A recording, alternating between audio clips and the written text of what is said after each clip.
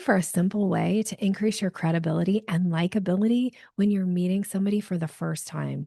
The thing about first impressions is they really do count. And there's all kinds of studies and data out there about how quickly people make judgments about you and how soon do they decide and how hard it is to change their mind after that initial impression.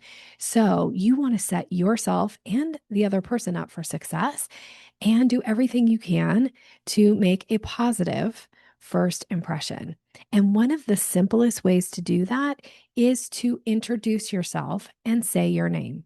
Now, this may seem really simple, but often people don't say their name. And now, like, not all names are easy to say, right? Like, people we interact with people all around the world, different cultures, different names, some we've maybe never heard before, or some that can be pronounced one way versus another, right? There's Megan and there's Megan, and oftentimes they're spelled the same.